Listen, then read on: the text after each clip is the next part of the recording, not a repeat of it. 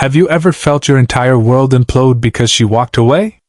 One moment, everything was familiar. Her laugh, the sound of her keys in the door, the comfort of knowing someone had your back. The next moment, silence.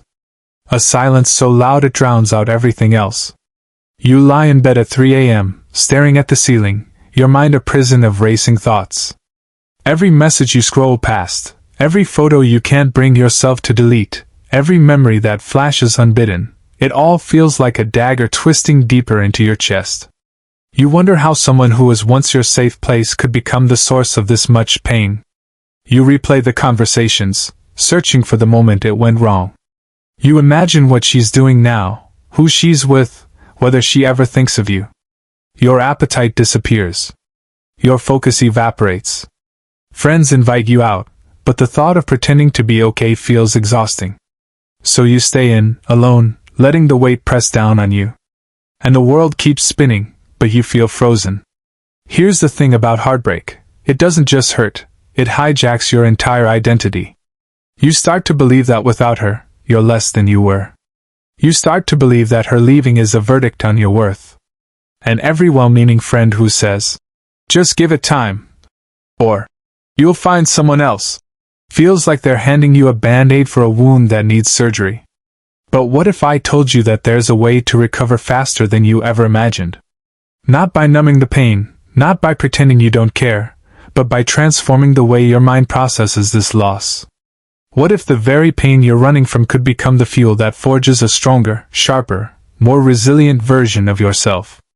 Today, I'm going to reveal 8 Stoic principles that actually work to heal your heart, regain your power, and make you stronger than ever.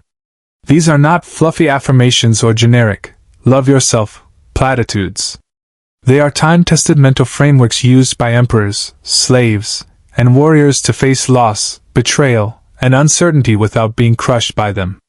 Stay with me until the end, because the last principle is the one that will change your life forever. It's the secret that separates men who stay stuck for years from men who rise from the ashes stronger than before. Let's be brutally honest about where you are right now. A breakup isn't just the end of a relationship, it's an earthquake that levels the landscape of your life. The routines you built together, morning texts, shared meals, the inside jokes, vanish overnight. The future you imagined, the plans you made, the person you saw yourself becoming alongside her, all of it is suddenly gone.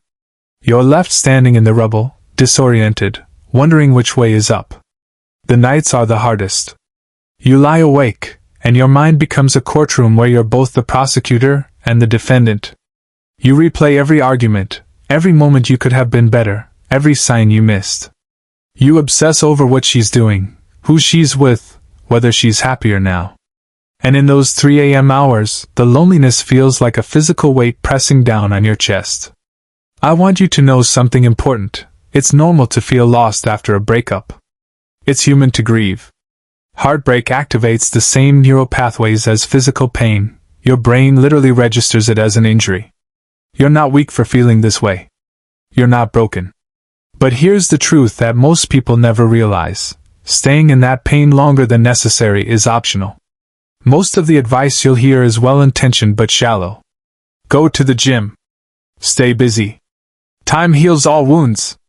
These aren't strategies. They're distractions.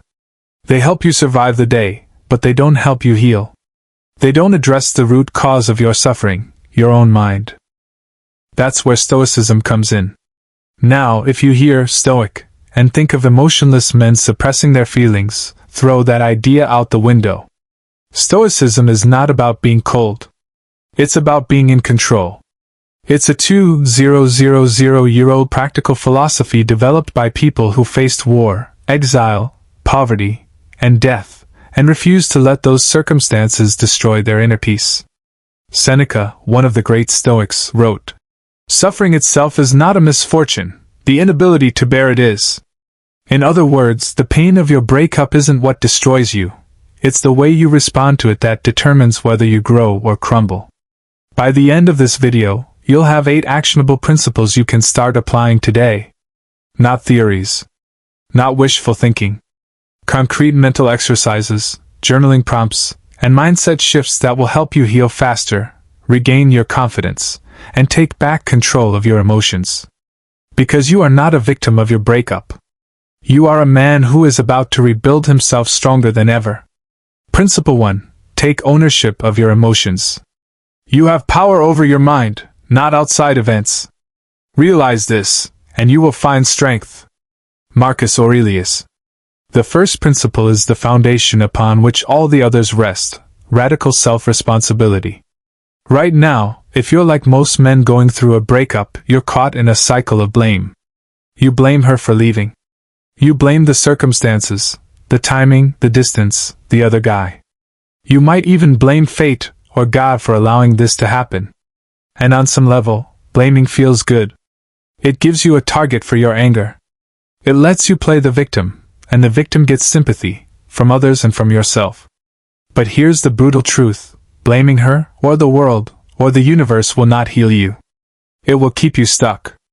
Because as long as you believe that your pain is caused by something outside you, you hand over the keys to your emotional well-being. You become a puppet, jerked around by memories, by her choices, by the past. The Stoics believed something radically different. They taught that while you cannot control what happens to you, you are the absolute master of how you respond. Every thought you have, every emotion you feel, every action you take, these are yours to manage. No one else is responsible for your inner world. Let that sink in. No one is doing this to you anymore. The breakup happened. The event is over. The pain you're feeling right now is not being inflicted by her. It's being fueled by your own mind. Your thoughts. Your interpretations. Your stories. Now, this isn't about blaming yourself. It's about empowering yourself.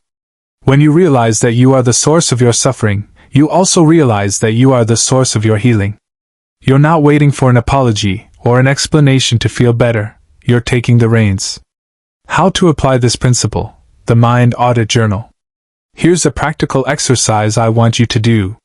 Get a notebook, physical, not digital.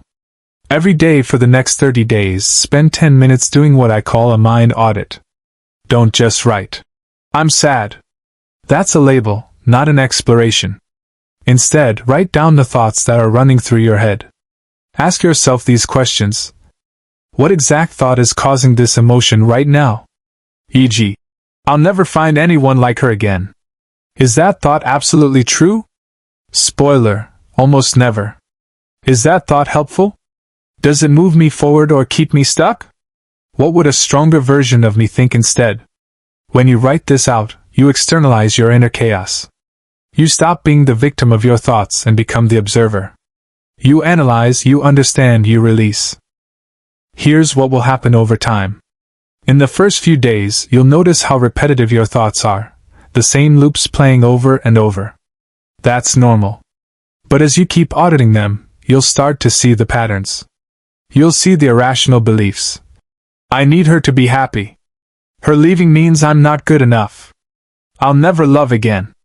And once you see those beliefs for what they are, illusions, they start to lose their power. You'll find yourself catching the thought before it spirals.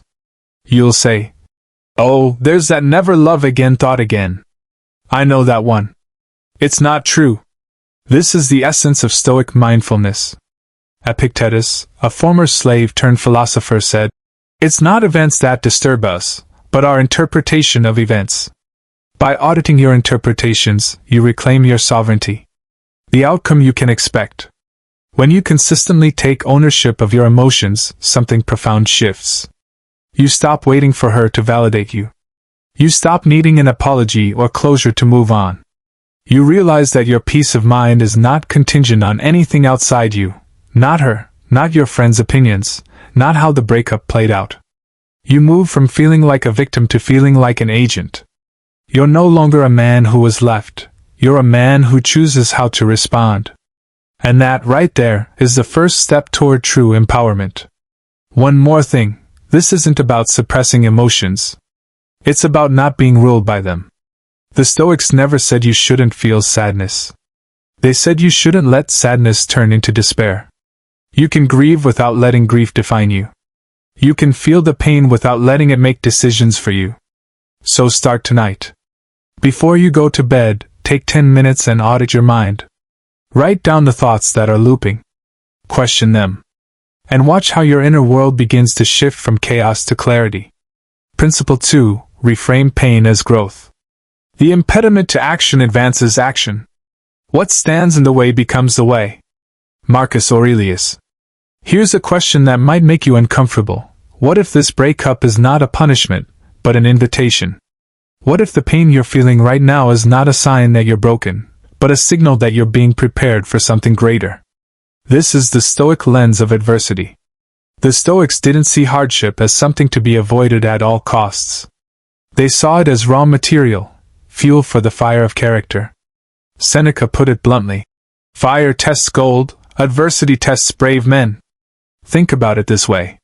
When you go to the gym and lift weights, you're deliberately subjecting your muscles to stress. That stress causes microscopic tears in the muscle fibers. It hurts. You're sore the next day. But if you eat right and rest, those muscles grow back stronger, denser, more capable than before. Your breakup is doing the same thing to your emotional and psychological muscles. It's tearing down old patterns of thinking, old dependencies, old versions of yourself that were holding you back. Yes, it hurts. But the hurt is the sign of the work being done. Most men, when faced with heartbreak, try to run from the pain. They numb it with alcohol, with rebounds, with binge watching, with working 80 hours a week. And all they do is postpone the inevitable. The pain doesn't go away, it just goes underground, where it festers into bitterness, cynicism, and fear. But a Stoic man does something different. He asks, what is this pain trying to teach me? How to apply this principle, the 3 lessons exercise. Every day, I want you to write down 3 lessons you've learned from this breakup. Not 3 reasons why she was wrong or why it wasn't fair. 3 things you have learned about yourself, about relationships, about life. Here are some examples to get you started. Maybe you learned that you had been neglecting your own goals to make her happy. That's a lesson in boundaries. Maybe you learned that you have a tendency to cling too tightly when you're afraid of being abandoned. That's a lesson in self-worth. Maybe you learned that you're capable of surviving something you thought would kill you. That's a lesson in resilience. Now, here's the key. You're not just listing these lessons. You're internalizing them. You're letting them reshape the way you see yourself and the world. Let's be specific. Suppose one of your lessons is, I learned that I tied my self-worth to her approval. Okay, now what? How do you use that? You use it to start deriving your self-worth from your own actions, your discipline, your integrity, your progress toward your own goals. Every time you keep a promise to yourself, you're rebuilding that worth from the inside. Suppose another lesson is, I learned that I ignored red flags because I was afraid of being alone. Now you use that to be more discerning in the future. You use it to build a life so fulfilling that you'll never again stay in a situation out of fear of loneliness. The shift from grief to clarity. When you do this exercise consistently, you'll notice something remarkable. The same breakup that was pure grief starts to become a source of clarity. The fog lifts. You begin to see not just what went wrong, but what you needed to learn. You begin to understand that this experience, as painful as it was, has made you more intelligent about love, more aware of your own patterns, more grounded in who you are. The Stoics called this the art of turning obstacles into opportunities. Marcus Aurelius wrote, what stands in the way becomes the way. In other words, the very thing that blocks your path, this breakup, can become the path to your growth, if you choose to see it that way. You have a choice every single day. You can see this breakup as the worst thing that ever happened to you, or you can see it as the most important training you've ever received. One keeps you stuck. The other propels you forward. So start tonight. Take out that journal and write 3 lessons. Do it again tomorrow. And the next day. Over time, you'll build a new narrative about what this breakup means.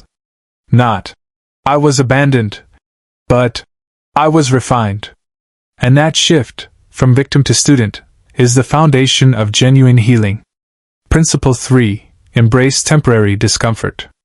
We must undergo a hard winter training and not rush into things for which we haven't prepared. Epictetus. If you're ready to actually heal instead of just moving on, I want you to hit that like button right now and stay with me. Because this is where most men fail, and stay stuck for months or even years. Here's what most men do after a breakup: they run. They run from the pain. They drown it in alcohol, in mindless scrolling, in working late, in chasing new women before they're ready, in any distraction they can find. They treat their own heart like a haunted house they refuse to enter. And here's the problem: you can't heal what you refuse to feel. The Stoics understood this deeply. They practiced something called voluntary discomfort, deliberately exposing themselves to hardship to build resilience. Seneca would fast periodically. Musonius Rufus would wear rough clothing in winter. They did this not because they were masochists, but because they knew that comfort weakens the spirit. Now, I'm not telling you to sleep on the floor or eat only bread. I'm telling you that your emotional pain is not your enemy. It's a signal. It's a messenger. And if you keep slamming the door in its face, it will keep knocking, louder and louder, until you finally let it in. How to apply this principle: the 15-minute rule. I want you to try a Stoic exercise I call the 15-minute rule. Every day, at a time that works for you, set a timer for 15 minutes. During those 15 minutes, you are going to deliberately sit with the pain. No distractions. No phone. No TV. No music. Find a quiet place. Sit in a chair or on the floor. And let the feelings come. The sadness. The anger. The loneliness. The memories. Let them wash over you. If you need to cry, cry. If you need to sit in silence, do it. If you need to write down what's coming up, keep a notebook nearby. But here's the critical part: when the timer goes off, you get up. You splash cold water on your face. You take a few deep breaths. And you go about your day. Why does this work? Because you're doing two things at once. First, you're telling your brain, I am not afraid of this pain. I can face it. That alone reduces the power of the pain. Second, you're containing it. You're not letting it spill over into your whole day. You're giving it a designated time and place, which stops it from hijacking your entire existence. The first time you do this, it will be intense. Your mind will scream for a distraction. You'll feel the urge to grab your phone, to check her social media, to text someone, anything to escape. That's normal. That's the addiction of avoidance. But by the third or fourth day, something shifts. The pain becomes less overwhelming. You start to notice that it's not a solid, unbreakable wall, it's a wave. It comes, peaks, and recedes. You learn that you can survive it. More than that, you learn that you can sit with it without being destroyed. This is how you build emotional resilience. Not by avoiding discomfort, but by proving to yourself, over and over, that you can handle it. Seneca said, "It is not because things are difficult that we do not dare. It is because we do not dare that they are difficult." The same goes for your pain. It feels unbearable only because you've been running from it.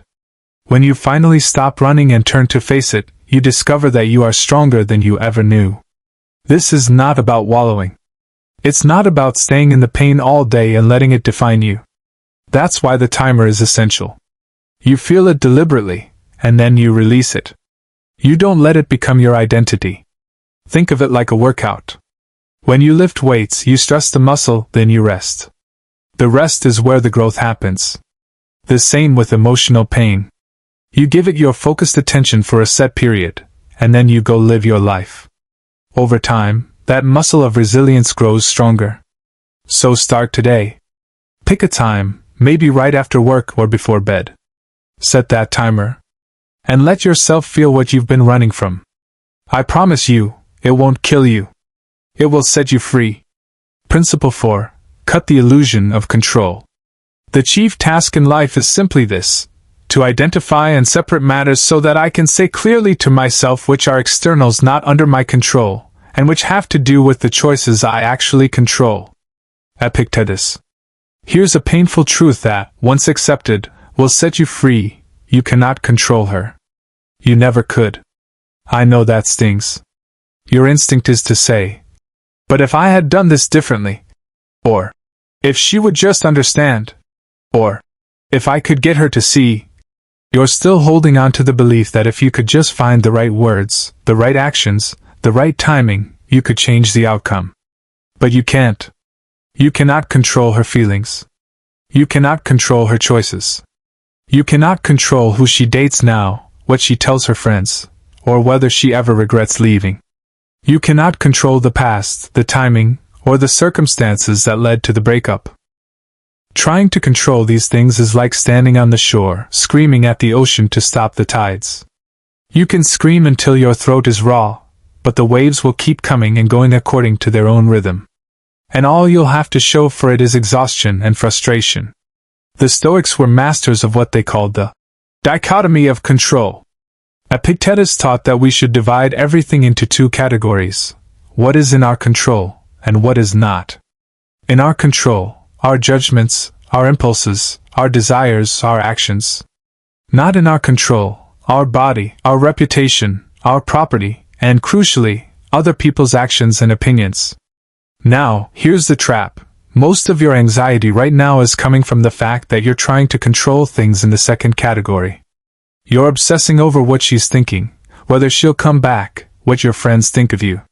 You're pouring your energy into things that are fundamentally outside your influence. And every time you do, you feel powerless. Because you are powerless over those things. How to apply this principle? The two-column exercise. Take a piece of paper. Draw a line down the middle. On the left side, right? What I cannot control. On the right side, right? What I can control. Now, fill out the left side honestly. Write down everything you've been obsessing over. Whether she regrets leaving. Whether she's seeing someone new.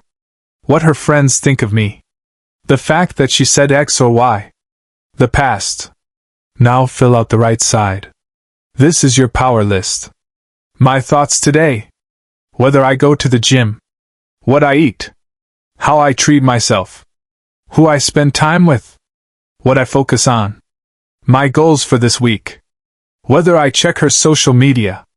Here's the key. You are going to consciously shift your attention from the left column to the right column. Every time you catch yourself ruminating on something in the left column, you stop and say, "That's not in my control. What is in my control right now?" Then you direct your mind and your actions to something on the right. When you truly internalize this distinction, something liberating happens. You stop wasting energy on the impossible. You stop trying to read her mind, to change the past, to force an outcome.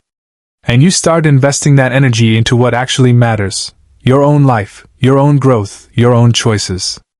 Epictetus said, "The more we value things outside our control, the less control we have." Think about that. The more you value her opinion, her return, her validation, the less power you have over your own peace. But when you shift your value to things you control, your character, your actions, your choices, you become unshakable. This doesn't mean you become cold or indifferent. It means you stop tying your happiness to things that can be taken from you. You build your happiness on a foundation that cannot be shaken by someone else's decisions. I want you to adopt a mantra. Say it to yourself every morning, and whenever you feel the pull of the left column. I release what I cannot control. I master what I can. Say it until it becomes second nature.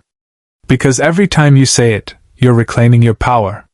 You're reminding yourself that you are not a victim of circumstances, you are the captain of your own ship. And the ship is yours to steer. Not hers. Not fate's. Yours. Principle 5. Build your inner circle and values. Associate with people who are likely to improve you. Seneca. After a breakup, there's a void. A relationship occupies a huge amount of your time, attention, and emotional energy. When it's gone, that space doesn't stay empty, it gets filled with something. The question is, what are you filling it with? Most men, following conventional advice, try to fill the void with distractions. They go out more, they party, they hop on dating apps, they work longer hours. And initially it feels like progress. You're not sitting at home crying. You're moving on. But here's the problem. Distractions are not the same as purpose. They keep you busy, but they don't fill you up. They're empty calories for the soul. And when the distraction ends, when you come home from the party, when the date ends, when you close your laptop, the void is still there, waiting. The Stoics had a different approach. They focused on two things: meaningful relationships and living in accordance with your values. First, your inner circle. Seneca wrote extensively about the importance of choosing your companions wisely. He said, "The influence of those we associate with is such that we catch their faults and adopt them." In other words, the people you spend time with shape who you become. After a breakup, you need people who lift you up, not people who pull you down. You need friends who will challenge you to be better, not friends who will enable you to wallow or numb out. You need people who see your potential and hold you to it. So take stock of your current circle. Who are the people you're spending time with? Are they building you up or draining you? Are they moving forward in their own lives, or are they stuck in the same patterns? This isn't about being elitist, it's about being intentional. Your time and energy are precious. Invest them in relationships that matter. Reach out to the friends you may have neglected during the relationship. Call your parents. Strengthen those bonds. And if you don't have a strong circle, start building one. Join a group, a class, a gym, a volunteer organization, anywhere you can meet like-minded men who are striving to grow. Second, your values. A Stoic doesn't live by impulse, he lives by principles. And when a relationship ends, it's a perfect time to reconnect with your own values. What do you stand for? What kind of man do you want to be? What matters to you beyond romantic relationships? These are not abstract questions, they are the blueprint for your life. Take some time to write down your core values. Maybe it's integrity, meaning you keep your word no matter what. Maybe it's courage, meaning you face hard things instead of avoiding them. Maybe it's discipline, meaning you do what needs to be done regardless of how you feel. Maybe it's service, meaning you contribute to something larger than yourself. Once you have your values, start building your life around them. Not around her, not around finding the next relationship, but around becoming the man you want to be. Practical action, skill-based hobbies. One of the best ways to rebuild after a breakup is to engage in hobbies that develop your skills. Not passive hobbies like watching TV, but active ones that require focus, effort, and growth. Learn an instrument. Start a martial art. Take a course in something that interests you. Build something with your hands. Write. Paint. Code. Cook. Why? Because these activities do three things. First, they give you a sense of progress. You can see yourself getting better, which rebuilds your confidence. Second, they require presence, which pulls you out of rumination. Third, they connect you with a community of people who share your interests. The Stoics believed in arete, excellence of character. And excellence is built through practice, not through waiting for the right person to come along. The outcome, a life rich in purpose. When you focus on your inner circle and your values, something shifts. The void left by the breakup gets filled with something substantial. Your life becomes about more than just getting over her. It becomes about building something meaningful. And here's the beautiful irony. When your life is rich with purpose, you stop needing a relationship to feel whole. You become someone who can offer a partner something real, not because you're desperate, but because you already have a full life to share. So start today. Call a friend. Write down your values. Sign up for that class you've been thinking about. Build the life you want, not as a reaction to the breakup, but as an expression of who you are becoming. Principle 6. The power of daily micro-rituals. Well-being is realized by small steps, but it is no small thing. Zeno of Citium. Healing isn't a single event. It's not a moment of clarity where suddenly you're over her and everything is fine. Healing is the cumulative result of 1,000 small, repeated actions. It's the compound interest of daily discipline. This is the power of micro-rituals. Most men, when they're hurting, look for a big solution. They think, if I could just go on a trip, or if I could just meet someone new, or if I could just have one conversation with her, then everything would be fixed. But that's not how the mind works. The mind is rewired slowly, through repetition. Think of your brain like a path through a forest. Right now, the path to rumination, to sadness, to obsession, that path is a superhighway. You've traveled it so many times that it's wide and easy. The path to peace, to focus, to strength, that path is overgrown. You haven't used it in a while. Micro-rituals are how you start walking that overgrown path. Every time you do a small, intentional act, journaling for 10 minutes, taking a cold shower, hitting the gym, meditating, you're taking one step on that new path. Do it once, it's a step. Do it for 30 days, you've worn a trail. Do it for 90 days, and it becomes the new superhighway. Examples of micro-rituals that rewire your mind. Let me give you specific rituals you can start today. These are not complicated, but they are powerful because of their consistency. 1. Morning pages. As soon as you wake up, before you check your phone, write 3 pages of whatever is in your head. Don't edit. Don't censor. Just dump it out. This clears the mental clutter and sets the tone for the day. 2. Evening reflection. Before bed, write down 3 things you did well that day and 1 thing you could improve. This builds self-awareness and keeps you focused on growth rather than rumination. 3. Cold shower. Start your day with 30 seconds to a minute of cold water. This isn't about masochism, it's about teaching your brain that you can do hard things. It wakes up your nervous system and builds mental toughness. 4. Workout consistency. Commit to a workout, even if it's just 20 minutes, every single day. Not when you feel like it. Every day. This builds discipline and releases endorphins that naturally elevate your mood. 5. Digital sunset. 1 hour before bed, put your phone away. No social media, no texts, no doom scrolling. This protects your sleep and stops the late-night spiral of checking her profiles. Why rituals work. Rituals work because they bypass motivation. Motivation is fleeting. You'll wake up some days and feel like doing nothing. But a ritual is a decision you've already made. You don't ask yourself, "Do I feel like doing this?" You just do it. It becomes automatic. And when you keep promises to yourself, day after day, something profound happens.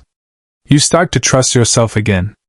Your self-confidence, which may have been shattered by the breakup, begins to rebuild. Not because someone validated you, but because you proved to yourself that you are a man of your word.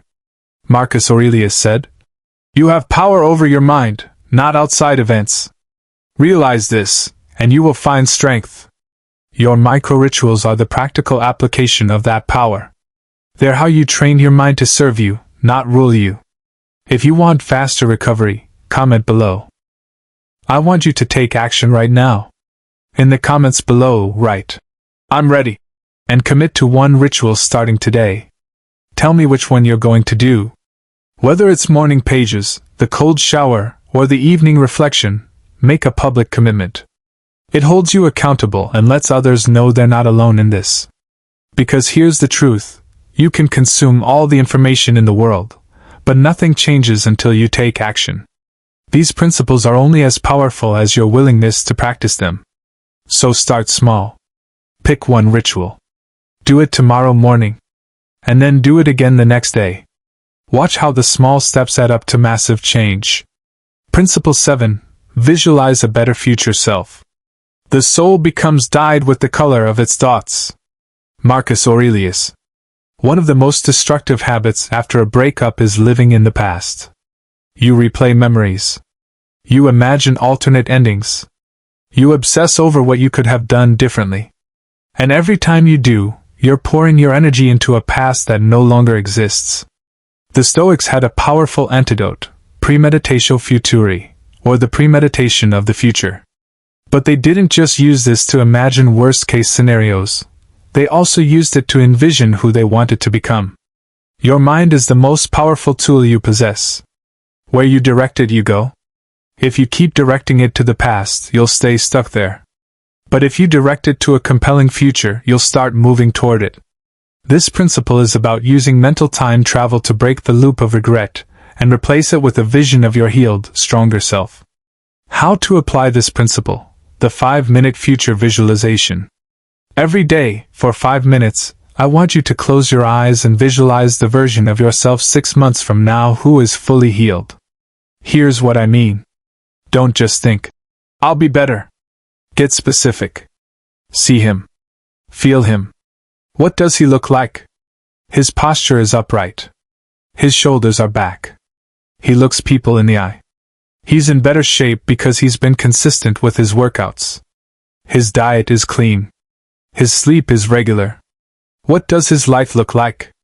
He wakes up at a consistent time, follows his morning ritual, and goes about his day with purpose. He's focused on his work, his hobbies, his friendships. He's not waiting for a text. He's not checking her social media. He's fully present in his own life.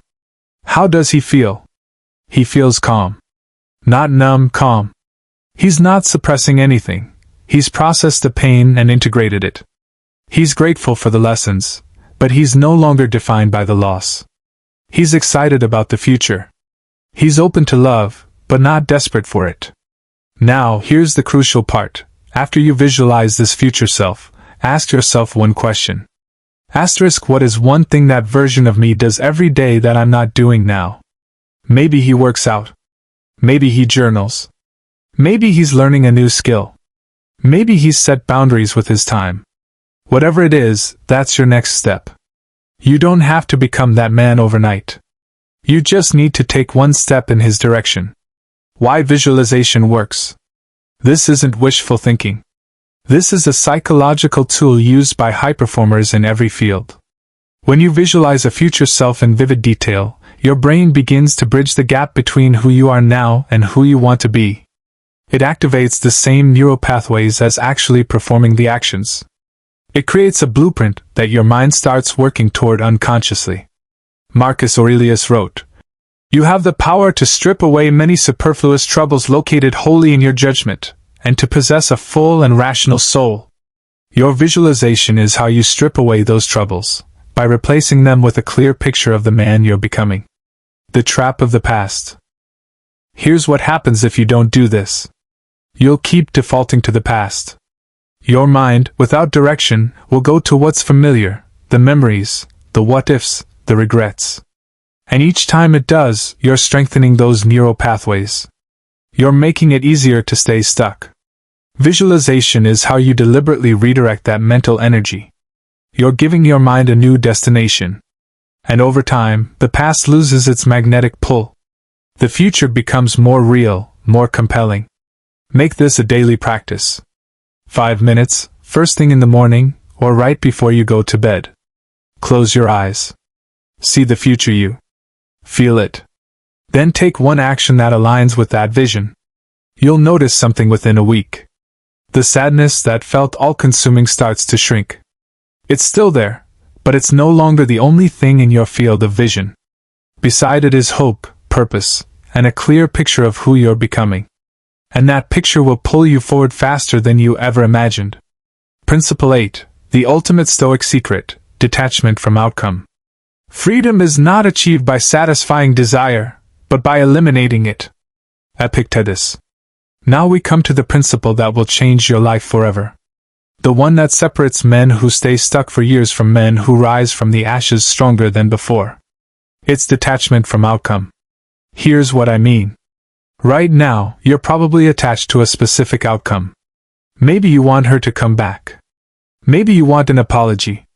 Maybe you want closure, the perfect conversation where she admits she made a mistake and validates everything you felt. Maybe you just want to stop hurting. Whatever it is, you're holding on. You're gripping a future that you can't control.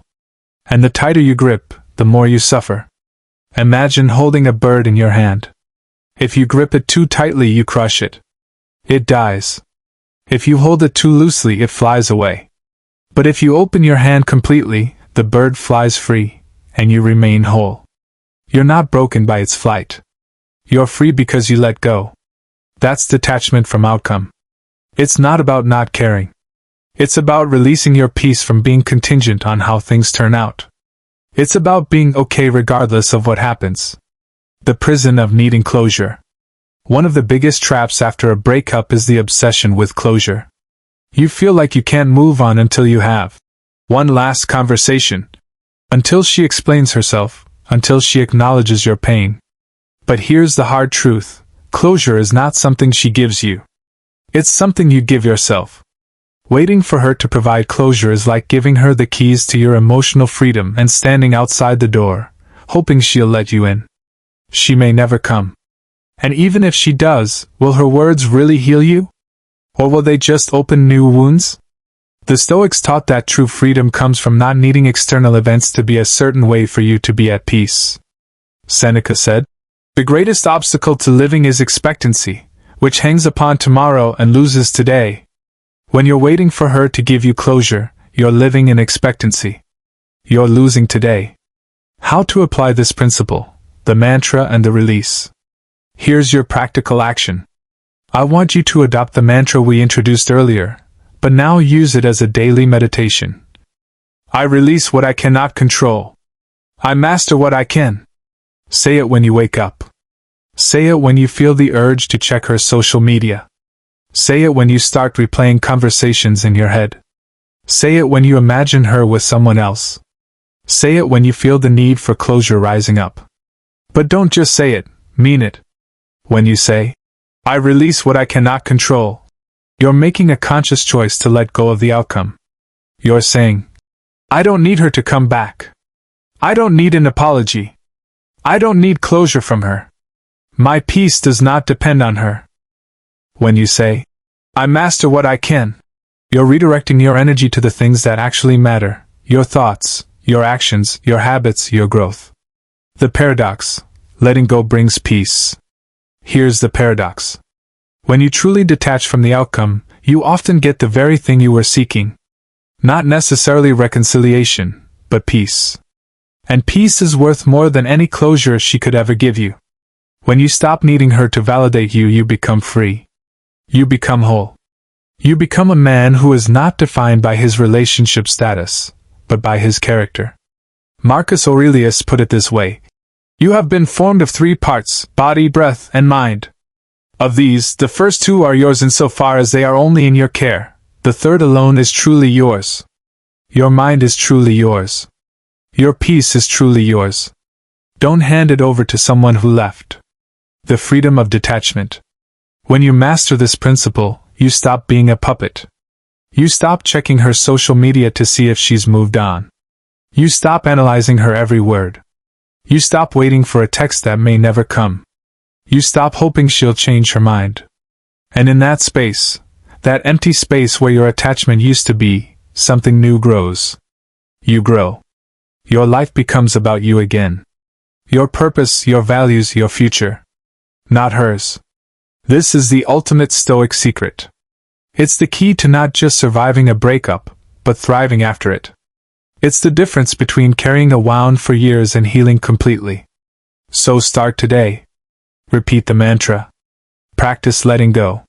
And watch how, when you release the bird, you become whole. We've covered a lot of ground today. Let's bring it all together. You came here feeling lost, hurt, maybe even broken. The nights have been long, the memories relentless, the pain overwhelming. And I want you to know that what you're feeling is real, it's valid, and you're not alone. But now you have something you didn't have before. You have a framework. A set of principles forged over 2 millennia, tested by men who faced far worse than heartbreak, exile, poverty, death, and emerged with their spirit intact. Let's review the 8 principles quickly, because you'll need to revisit them. 1. Take ownership of your emotions. Stop being a victim of your thoughts. Audit them daily and reclaim your power. 2. Reframe pain as growth. This breakup is not a punishment, it's training. Write 3 lessons every day and turn grief into wisdom. 3. Embrace temporary discomfort. Stop running from the pain. Sit with it for 15 minutes a day, and watch it lose its power. 4. Cut the illusion of control. You cannot control her. Focus only on what's yours, your actions, your thoughts, your choices. 5. Build your inner circle and values. Fill the void with meaningful relationships and purpose, not distractions. 6. Use daily micro-rituals. Healing happens through small, repeated actions. Choose one ritual and commit to it. 7. Visualize a better future self. Stop living in the past. See the man you're becoming and take one step toward him every day. 8. Detach from outcome. Release the need for closure, for her return, for anything outside your control. Your peace is yours to keep. These principles are not a one-time fix. They're a practice. You won't master them in a day, or a week, or a month. But every day you practice them, you'll move a little further from the pain and a little closer to the man you're becoming. Now, I want you to take action.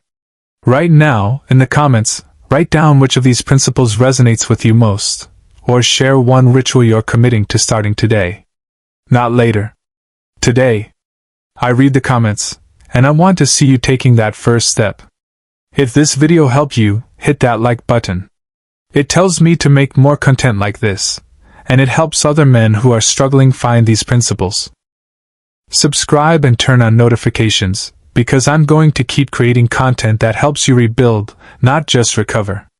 I'll be tackling topics like how to rebuild your confidence, how to date with intention, and how to become the kind of man who attracts the right partner, not because you're desperate, but because you're whole. One last thing. You are not broken. You are not defined by who left you. You are a man in the process of becoming stronger, wiser, and more resilient than you've ever been. The pain you're feeling right now is not the end of your story, it's the beginning of a new chapter. A chapter you get to write. So go out there. Practice these principles. Take it one day at a time. And know that you have everything you need inside you to not just survive this, but to thrive. I'll see you in the next video.